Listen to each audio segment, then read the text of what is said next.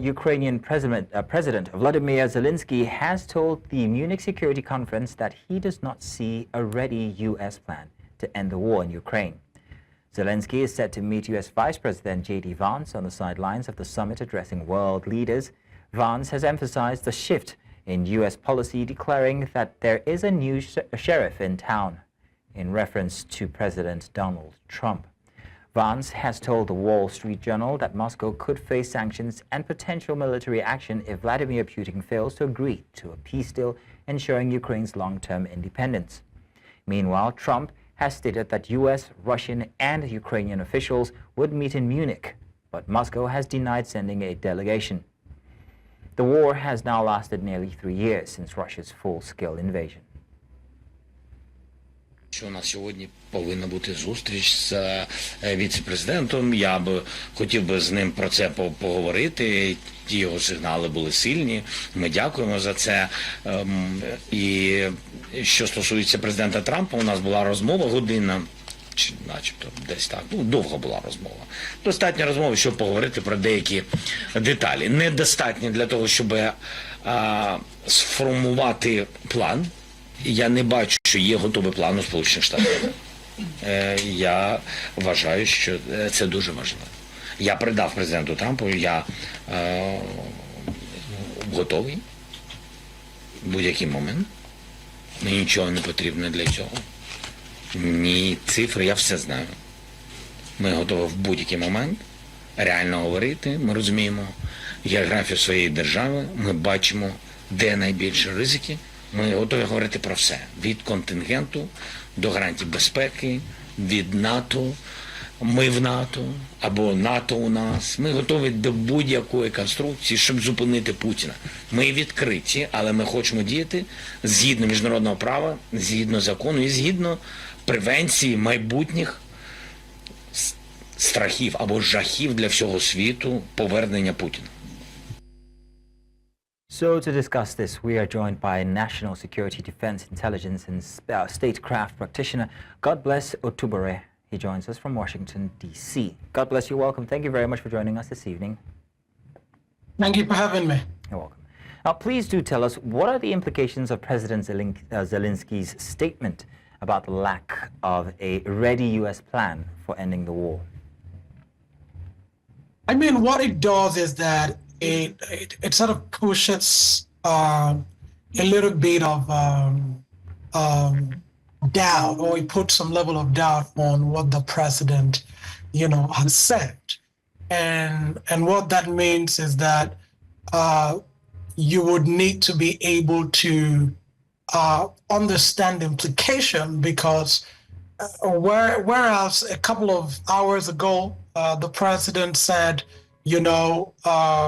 we're close to peace.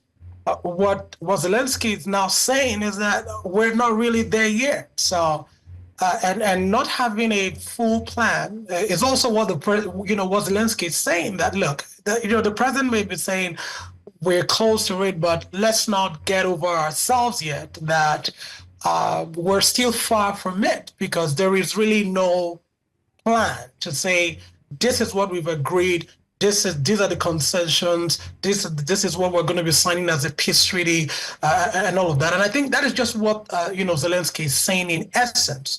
In the diplomatic community, and when you talk about issues bilaterally and geopolitically, you always want to talk about them from a place of a plan.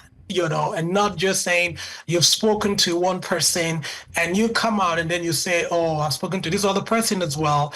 And then, we're going to end the war right now. That's not the way it works, geopolitically. And that is what Zelensky is actually saying when he says we are far from having a plan, because there is nothing really on the table. And how does J.D. Vance's assertion of the new sheriff in town reflect the broader shift in U.S. foreign policy under President Trump, particularly in relations to Ukraine and Russia here? Well, I mean, it's a signal that there will be a difference, right, in the way the U.S. manages its conversations, especially with regards to the Ukraine war. And just also telling the guys in Germany that you're no longer dealing with Biden, but you're dealing with, Trump now. And what it means is that maybe there will be more action, or maybe there will slightly be a different way that the U.S. would approach engaging with allies and engaging with adversaries, and, especially for the fact that he's had a conversation with Putin. And again, there's huge concern amongst the European leaders that, based upon what happened in Washington last year, when there was a commitment that there's an irreversible path to NATO membership for Ukraine, but they don't know when. And then you have Pete Hegseth saying that, they should roll out the whole conversation of NATO membership for Ukraine. And now what J.D. Vance is simply saying to the European leaders is, look, there's a new guy in town and he's going to do things differently. So everybody brace up. We don't know what it's going to look like, but just brace up. It's going to be different from what we've always done. But let's see if the NATO leadership and the allies can prevail and have a persuasive influence on Trump to say, look, we've got to continue to keep Ukraine free. We cannot accede to some of the demands that Putin is asking, because if we give him an inch, he's going to take a yard. I mean, because these are some of the things that the leaders are saying, that they cannot accede, to what Russia is doing in Ukraine. So, yeah. So how could the threat of new sanctions and potential military action against Moscow impact Russia's approach to negotiations and the overall trajectory of the war? Well, I mean, sanctions have not technically stopped Russia for the last 3 years. It has weakened Russia, definitely. Without the sanctions, I'm sure Kyiv would have fallen by now. But what sanctions have also done, for those of us who are in the national security community, we've seen that what it has done, it has opened up alternatives to Russia. And now we see Russia is trading more with China, with all the parts of the world. They're selling their oil, trading through, backdoor channels.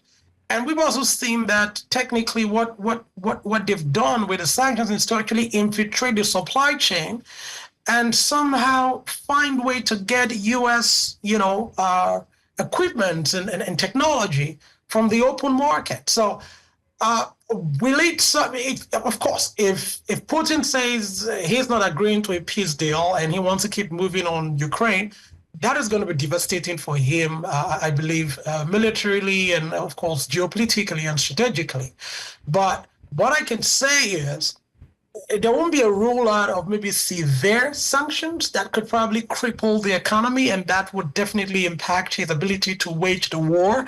It's going to impact his ability in the AR, either in the Donbass area or in Kharkiv or some of these areas where we see heavy fighting. I think that would definitely be a bad sign if more sanctions were to be, inflicted. And I think the best way to go about it, and I think what they're also looking at, is to get allies to actually move in and tighten the rope more on Russia. So if they continue to get more sanctions in, it's going to impact their ability and their capability, readiness, to continue to fight this war and come out victorious. In all of this analysis, I'm wondering, Otubure, if you have also imputed what seems to be President Trump's leaning to President Putin. Well, they pretty much are friends, let's put it so, lack of a better word. How is this going to affect any process, whether the policies or the sanctions? How do you think this will affect these, and how would it weigh in the grand scheme of things? Well, I mean, I think it will sort of impact the usual American mainstream position is that Russia is an adversary. And to have a president say, we need to bring Russia back into the G8, we need to bring Russia back into the G20, or, we need to, now he's invited Putin, that's a report going out there. It definitely impacts policy and the position of Washington with regards to how we're going to deal with Russia now. If the president is saying, Putin is a friend, it's somebody that smart or whatever it is, But then you have the other part of Washington that says, look, we cannot continue to see Russia as an adversary. We can find a way to contain Russia and continue to see them as a strategic adversary rather than, one that we have to ignore, not deal with, and all of that. Of course, it impacts policy design, implementation, the overall attitude of U.S. Foreign policy towards the area of CENTCOM area, and how that also impacts what U.S. does with allies in terms of collective capacity to check in Russia and also continue to keep NATO as a useful and effective alliance. So for some of us, we're analyzing these and saying, from the national security point of view, the IC still sees Russia as a very potent threat, and let's not kid ourselves. The defense industrial complex still sees Russia as a potent threat. Of course, a peer in terms of nuclear capability and the ability to, do, other things. All right, then. In terms of the practice of statecraft, that is where action is now being reviewed and say, how best do we move into the new golden age of America where we may not be at odds with Russia according to what the president wants us to do, but we're not taking an eye off the fact that these guys are actually our adversaries. But we'll see what happens at the end of the day. We'll see what happens. Well, thank you very much, Godbless Otubure, for joining us this evening. Thank you. Thank you so much for having me.